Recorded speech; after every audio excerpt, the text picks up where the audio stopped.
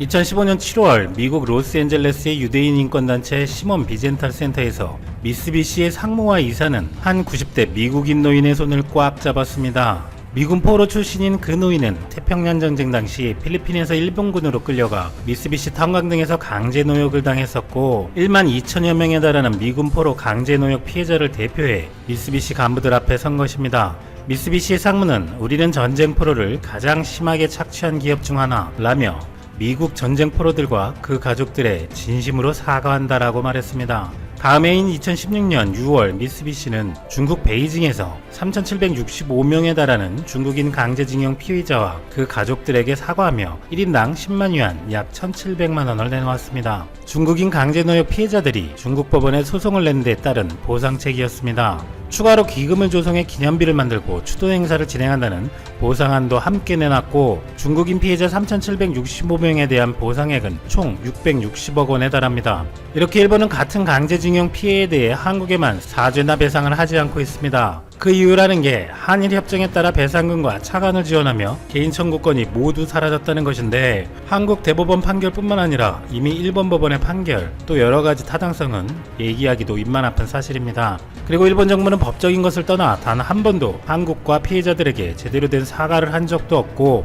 애매모호한 사과 코스프레 같은 것을 몇 차례 한 적은 있지만 어김없이 코스프레한 총리가 글을 뒤집거나 다음 사람이 뒤집었고 아베는 실질적으로 앞선 모든 총리급 담화를 사실상 부정하고 있습니다. 앞선 사과 코스프레조차도 의미가 없는 상황인 것이죠. 미쓰비시도 사실은 판결이 나기 전에 피해자들과 합의하려 했으나 일본 정부가 절대 못하게 했고 일본이 조선을 합법적으로 점거했기 때문에 당시 조선인은 일본인이나 마찬가지였다는 입장. 당시 일본법에 따라 일본인도 강제징용됐기 때문에 일본 기업에 의한 조선인의 강제징용을 불법으로 볼 수 없다는 것이 그들의 생각입니다. 당시 식민지배는 다른 제국주의 국가들처럼 시대의 현상이었기 때문에 조선을 식민지화한 것과 입에 담을 수 없는 만행들까지 잘못이 아니라는 주장인 것이죠. 한편으로는 일본이 미국과 중국의 피해자에게는 사죄를 하고 한국 피해자에게는 이렇게 나오는 것은 약육강식의 사회에서 살아온 일본인들은 강자에게는 필요 이상으로 비굴하고 약자가 힘이 없어서 당하는 것은 자기가 자초한 일이고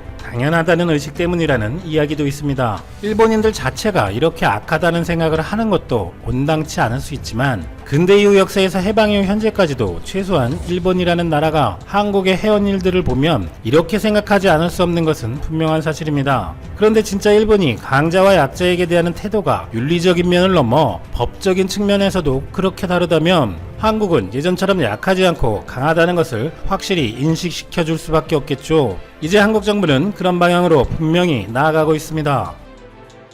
압류명령은 4일부터 공시 송달된 것으로 간주되고 11일까지 즉시 항고하지 않으면 주식 압류명령은 확정되며 현금화 절차에 들어가게 됩니다. 그러자 또 스가 요시대 관방장관은 1일 모든 대응책을 검토하고 있다. 방향성은 확실히 나와 있다.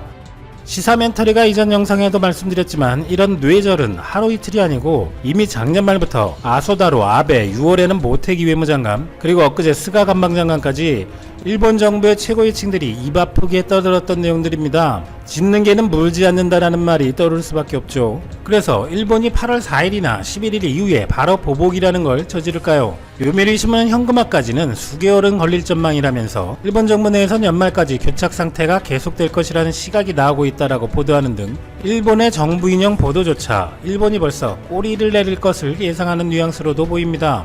지금 일본은 정권 지지율, 코로나 폭발, 그에 따른 경제 침몰 등 막장으로 가고 있는 상황에서 어려울수록 한국은 때려야 하니 그러는 것밖에 안 된다는 걸 암시하는 것이죠.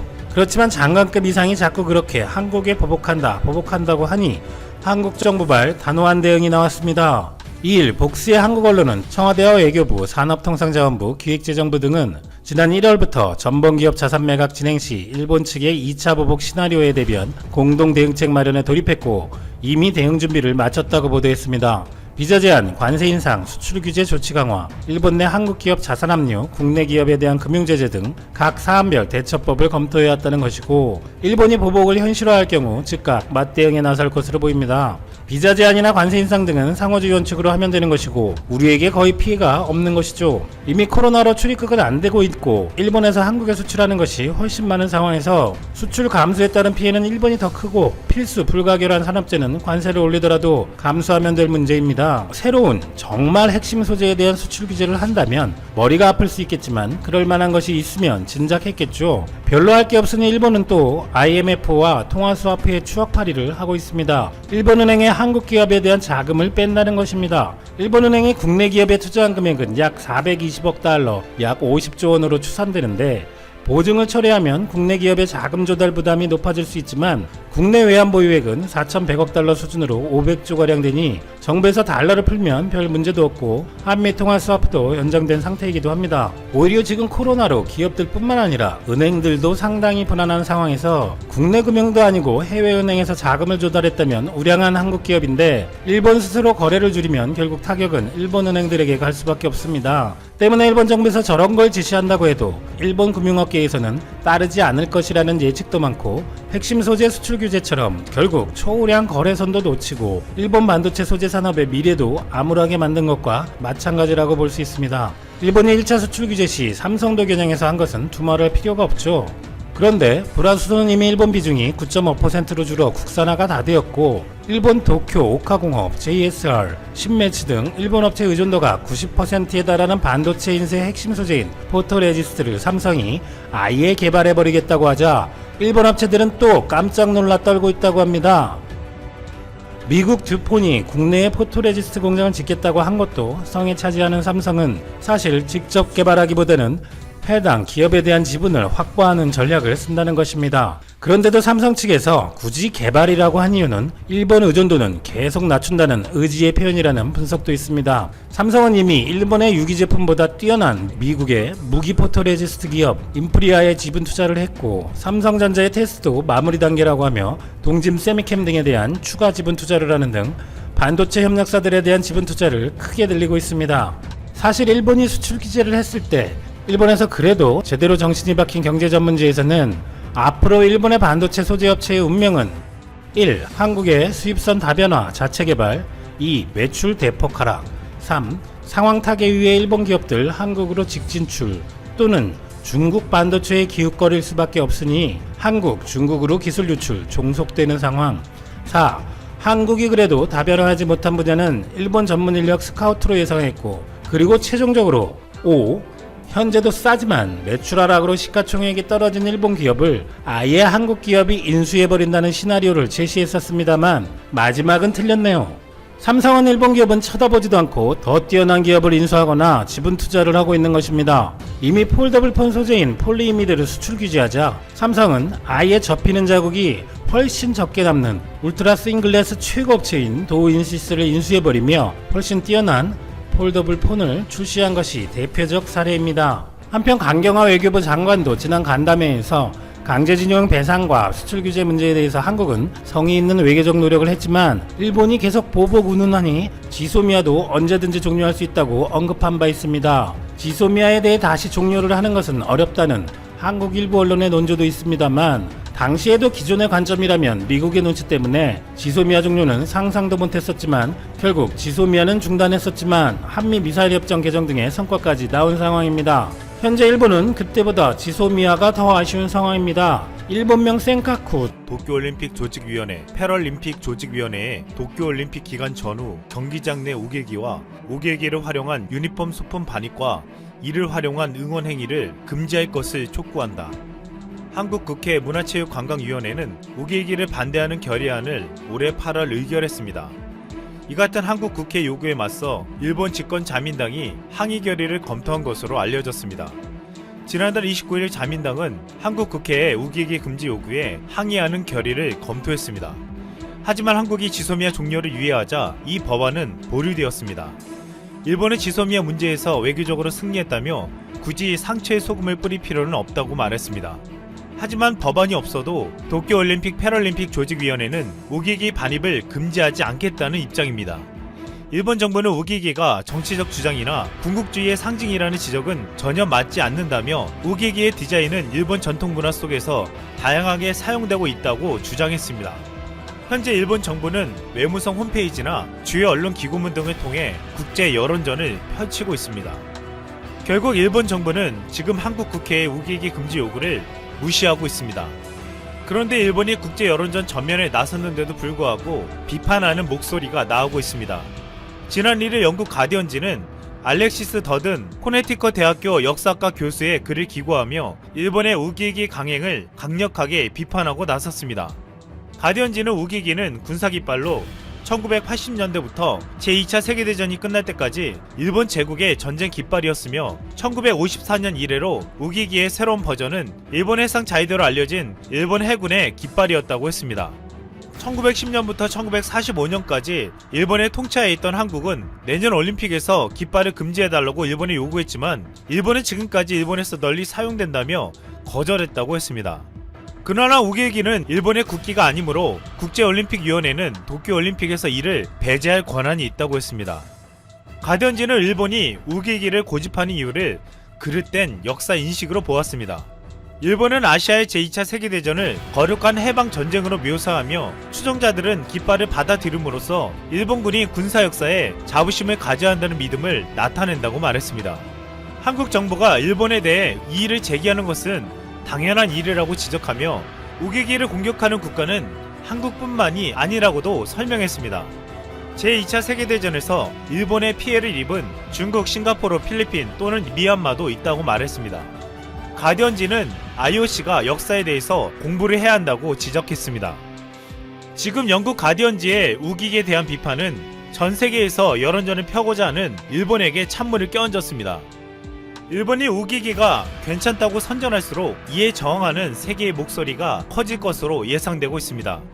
지난 2012년 런던 올림픽 때 일본 체조 선수들이 우기기 문양의 유니폼을 입었고 일부 응원단도 우기기를 사용했습니다. 이런 행동들이 문제시되자 일본에서 벌어진 일본 의회 속기록을 JTBC가 입수해 공개했습니다. 당시 사토 마사이사 의원은 우기기 사용을 문제 삼은 것에 대해 방위상에게 물었습니다. 그러자 모리모토 사토시 당시 방위상은 이렇게 답했습니다. 한 사람의 국민으로서 스포츠 양국 간 심각한 정치 문제를 끌고 오는 것은 스포츠 정신에 반하는 것입니다. 하지만 7년이 지난 지금 일본은 모든 것을 부인하며 스포츠 정신에 반하는 행동을 감행하려 하고 있습니다. 세계적인 악재 때문에 일본은 창피를 당하고 있고 한국은 주목을 받고 있습니다. 특히 진단키트 무상 원조와 유상 구매로 매달리는 국가가 117개가 되면서 한국이 미국과 아랍에미레이트 그리고 인도네시아에 우선 공급하기로 했다는 소식이 전해졌습니다. 미국은 전통 우방국가이고 아랍에미레이트는 원전 및 방산 협력이 깊은 국가라서 선정이 되었고 인도네시아는 한국의 신남방 정책의 핵심 국가이기 때문입니다. 그런데 인도네시아에서 최근 일본인들은 나가라 라는 구호가 나오고 한국에 대한 고마움이 넘친다고 하는데 어떤 일인지 확인해봤습니다. 인도네시아는 자바섬 등 1만 7천여 개의 섬으로 구성된 세계 최대의 섬나라입니다. 인구는 2억 5,500만 명으로 세계 4위이며 국민의 평균 연령이 30.2세로 젊은 나라이기도 합니다. 동남아시아에서 가장 넓은 나라답게 다량의 천연 자원을 보유하고 있으며 이 지역에서 강력한 국제 정치적 힘을 가지고 있습니다. 지리적으로는 해양 무역의 주요 경유지가 되는 등 정치 경제적 강대국이 될 가능성이 아주 높은 나라입니다.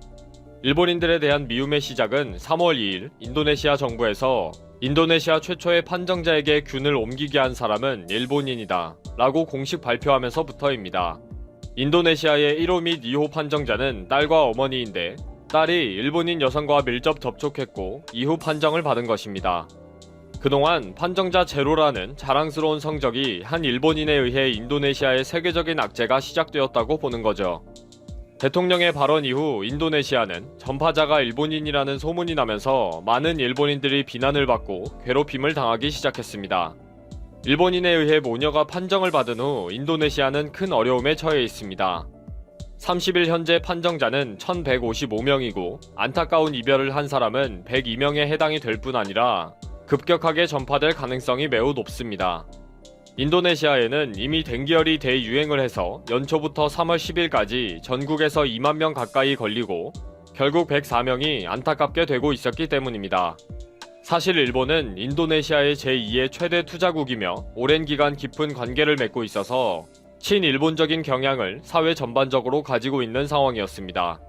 특히 일본은 아세안 국가와의 협력을 위해 차관을 인도네시아에 큰 금액을 투자했으며 정치 경제적으로도 깊은 관계를 맺고 있었습니다. 이런 인도네시아에서 반일적인 보도와 사회 분위기가 계속되는 것에 대해 일본인들은 댓글을 통해 화를 내고 있었습니다. 인도네시아는 고석전철도 일본 대신에 중국을 택하였다. 배신을 잘하는 나라이다. 감정적인 대응을 하니까 100여 명의 피해자가 나오는 것이다. 침착한 태국을 봐라. 이런 신뢰를 범하는 국가에게는 차관 중지와 국교 단절을 해야 한다. 이제 인도네시아는 친일 국가 명단에서 빼야 한다. 등 난리가 났습니다. 반면에 인도네시아는 한국의 진단키트 제공에 대해 깊은 감사를 전하고 있습니다. 인도네시아 언론과 SNS에서는 한국에 대한 감사와 미안함을 표하는 글들이 계속 올라오고 있으며 한국의 성공적인 방역 시스템과 국민들의 적극적인 협력을 연일 방송하고 있습니다. 한국은 인도네시아를 신남방 정책의 핵심 파트너로 생각하며 형제 국가로서 대우를 하고 있습니다. 이제 인도네시아에서 한국은 우리의 형제 국가이다 라고 표현하고 있습니다. 신남방 정책은 아세안 국가들과의 협력 수준을 높여 미국, 중국, 일본, 러시아 등 주변 4강국 수준으로 끌어올린다는 것인데 그 핵심 국가가 바로 인도네시아입니다. 한국은 현재 중국과 미국의 정치 경제적으로 너무 쏠려 있는 상황인데 시장을 확대하기 위해서는 젊고 성장하는 국가들인 신남방 국가로 확대되어야 하는 것입니다. 일본도 신남방 정책과 유일한 아세안 국가와의 협력 체제를 강화하고 있는데 역시 인도네시아에 드리는 공이 특별합니다. 그러나 이번 세계적인 악재로 인도네시아와의 감정의 골이 깊어진 상태이며 앞으로도 한국과의 교류는 더욱 깊어질 것으로 보입니다. 물론 한국은 인도네시아의 적극적인 방역 협력을 아끼지 않을 거고요. 제가 맨날 하는 말이지만 정말 자업자득입니다. 사람이든 국가이든 마음을 곱게 써야 합니다.